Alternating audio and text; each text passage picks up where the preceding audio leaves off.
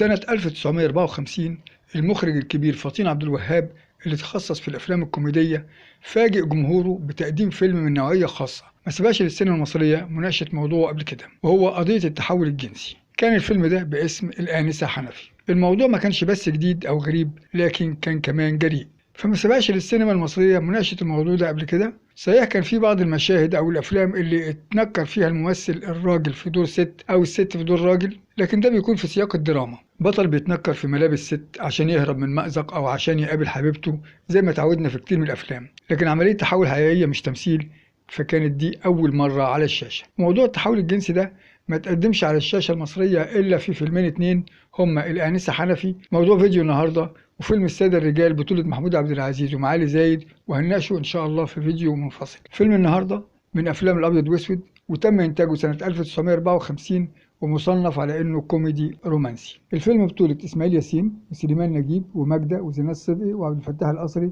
ومن إخراج فطين عبد الوهاب. مدته ساعة وتلت، وموضوعه كالتالي. إيه بقى حكاية الفيلم أو قصته إيه؟ حنفي شاب ساقط ابتدائية عايش مع أبوه المعلم كتكوت الجزار ومرات أبوه فلة وبنتها نواعم، وهو شاب متزمت بيحاول يفرض سيطرته على مرات أبوه وبنتها بحكم إنه راجل، فبيقفل لهم الشباك ويمنعهم يبصوا منه ويتحكم في اللبس والمشي وكمان طريقة عيشتهم. باختصار بيمارس سلطته الذكورية لكن بتسلط وتشدد. أبوه ومرات أبوه بيفسروا تصرفاته دي على إنها غيرة على نواعم وحبه لها. المعلم كتكوت بيهوى تربية الحمام الزاجل وعنده عشة فوق سطوح البيت، وكان ساكن عنده حسن الطالب في كلية الطب البيطري، وما كانش بيدقق معاه في الأجرة لأنه كان بيعالج الحمام بتاعه.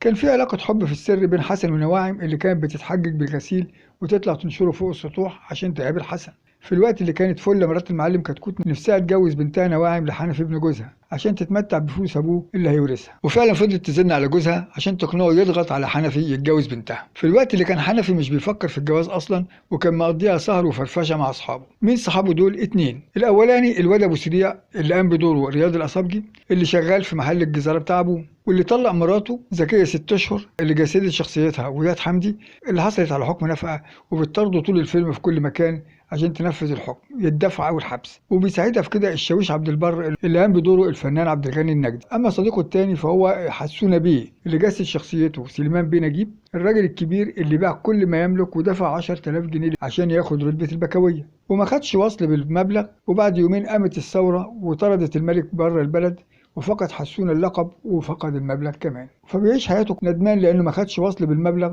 ودايما يردد عبارة لو كنت خدت الوصل. بتنجح فلة في إقناع المعلم ويضغط على حنفي ويتجوز نواعم، وفي ليلة الزفاف بيصاب حنفي بمغص حاد فبينقلوه المستشفى، تتعمل له عملية جراحية فيتحول بعدها لست اسمها فيفي. الفيلم عالج المشهد ده ببراعة شديدة جدا بدون كلام أو عري. بنشوف الأب ظاهر عليه علامات الحزن والقلق في الوقت اللي بتتوجه نواعم للكاميرا وعليها ابتسامة بنفهم منها إنها اتخلصت من الجوازة دي اللي ما كانتش عايزاها، وأصبح حلمها من الارتباط بالدكتور حسن أقرب من الأول وممكن يتحقق. بنتنقل لمشهد حنفي اللي بقى فيفي وهو بيلبس هدومه نسائية وبيظهر في شكله الجديد بشعر طويل وجلابية حريمي وبيحط مكياج. في المرحلة دي بتتغير الأحوال وبتتقلب الأمور تماما، فكل الممنوعات بتتحول لمسموحات. بتفتح فيفي حنفي سابقا الشباك وبتحصل مناكفات يومية بينها وبين نواعم. بتحاول فيفي تلفت نظر الدكتور حسن ليها لكنه طبعا مش بيبص لها ولا بيعبرها. وكعادة معظم الأسر لازم البنت الكبيرة تتجوز قبل البنت الصغيرة، وبما ان فيفي او حنفي اكبر من نواعم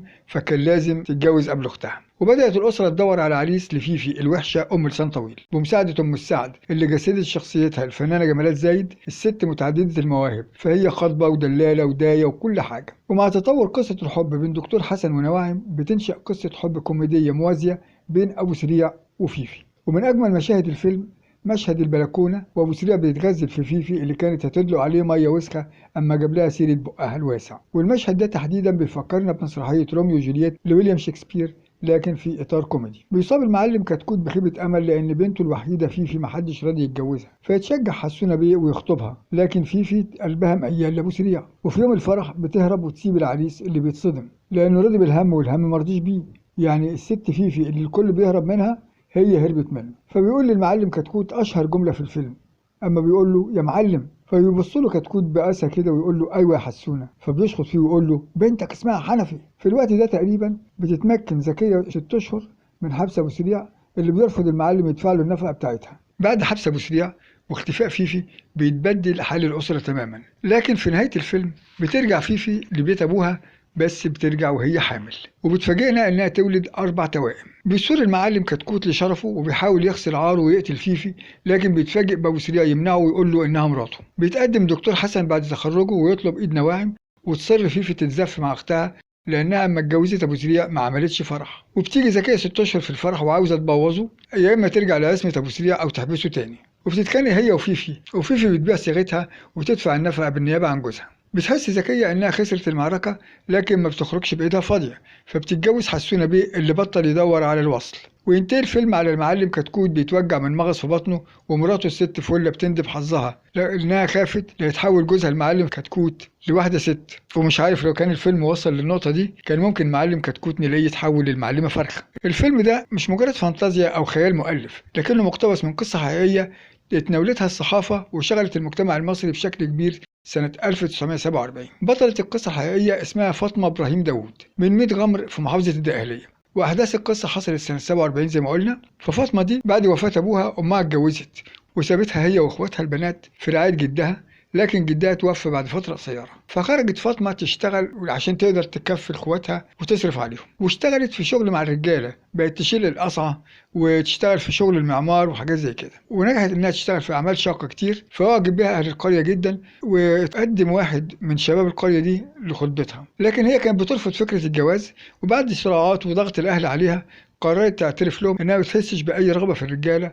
وان هي حاسه بنفور منهم، وان هي مش حاسه انها ست يعني. فاقترح ابن عمده القريه وكان طالب في كليه الطب عرضوها على الدكتور جورج الياس في مدينه الزقازيق. الدكتور ده وصى بعرضها على اطباء القصر العيني، وفعلا في القصر العيني قرر الاطباء يحجزوها في المستشفى ويعملوا لها عمليه جراحيه، فاتحولت بعدها لشاب كامل الرجوله وسمى نفسه علي. وبعد فتره خطب بنت من بنات القريه اسمها فاطمه. القصة دي أما اتنشرت في الجرايد اتلقفها الكاتب الصحفي الشهير بسلاطة لسانه جليل البنداري، وعمل منها قصة فيلم الآنسة حنفي، وقام بإنتاج الفيلم ده بنفسه مع إنه ما كانش معاه فلوس، لكن قدر يقنع شركة النيل بتمويل الفيلم دوت. الفيلم اتكلف 13,000 جنيه، كان أجر إسماعيل ياسين منه 1500، أما ماجدة فخدت أجر 1000 جنيه. وحقق نجاح جماهيري كبير جدا، وبلغت إيراداته في العرض الأول 65,000 جنيه، وده كان رقم خيالي جدا في الوقت دوت. ومن خلال الفيلم ده قدر إسماعيل ياسين يكرس نجوميته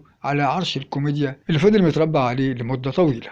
وبكده نبقى وصلنا لنهاية قصة فيلم الآنسة حنفي. فضلا وليس أمرا، إذا أعجبك الفيديو لا تنسى الاشتراك بالقناة وعمل لايك وشير وسبسكرايب. شكرا، والسلام عليكم ورحمة الله وبركاته.